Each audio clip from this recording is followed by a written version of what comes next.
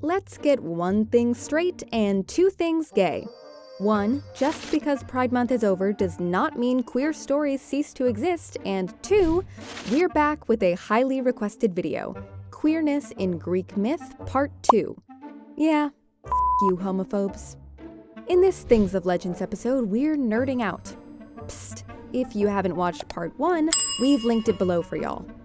We're getting a bit more niche with these stories, and by niche, I mean we're giving the 12 Olympian gods a rest to highlight the stories of other Greek mythological figures. For now, let's focus on the rest of the gays and the Greek mythology.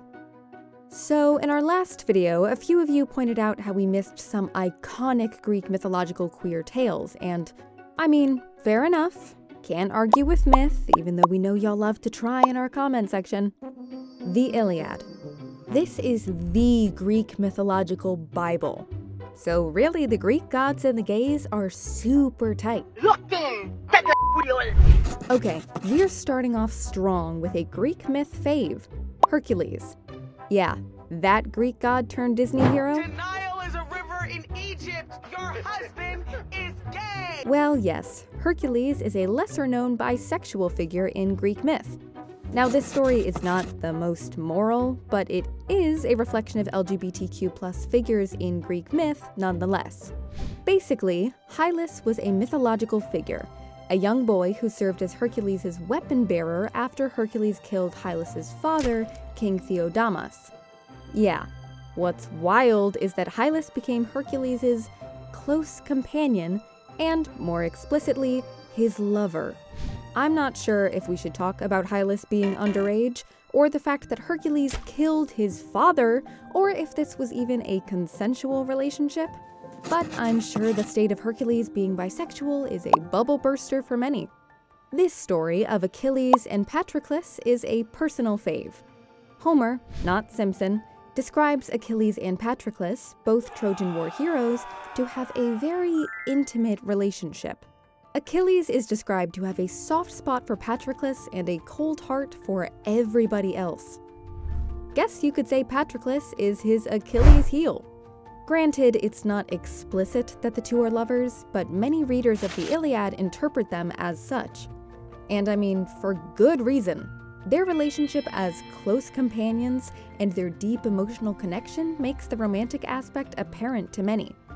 Like, think about all the movies where friends become lovers because of dire situations.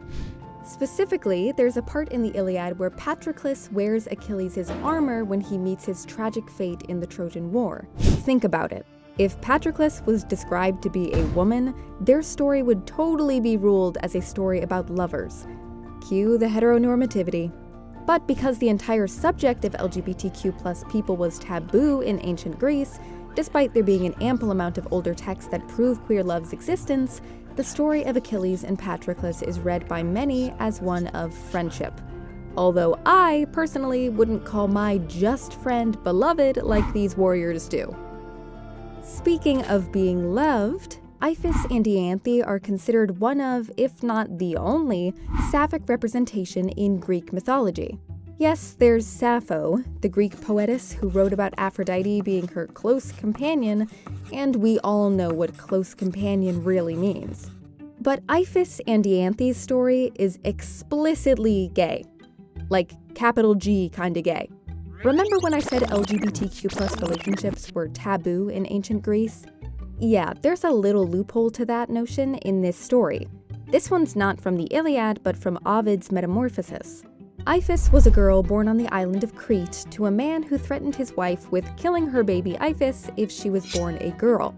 To save her baby, Iphis's mother hid her true sex and raised Iphis as a boy.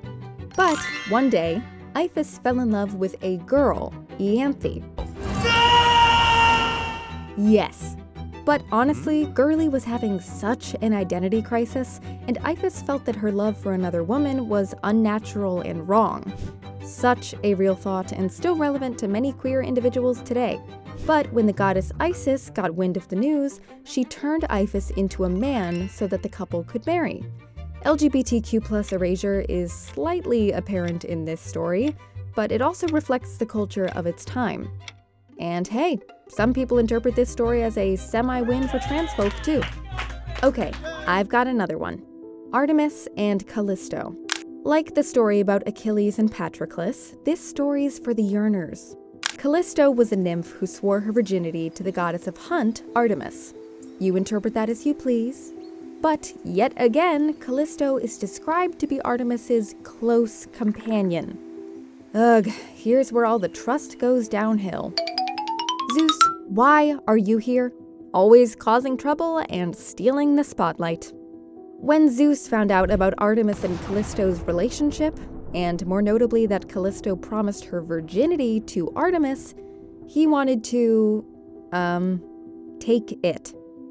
He has a tendency to want and take things that aren't his. Did we tell you we have a video on that? Does that make him a kleptomaniac? Anyway, he he was desperate, disguised himself as Artemis and lured the poor girl into the woods, where he turned back into his true self and stripped her of her celibacy. When Artemis found out that Callisto wasn't a virgin anymore and that she was pregnant, Callisto was banned from the sacred circle of nymphs. The lines get blurred more than once here, but it's said that either Artemis, for having felt betrayed by Callisto, or Hera, for exacting revenge on her husband's innocent mistress, turned Callisto into a bear. And there you have it. Every story has more sides than an octagon, and while society might have swept queer relationships and mythology under the rug, we're here to pull them right back out into the spotlight. After all, we didn't make this up. History did. Now, sashay away.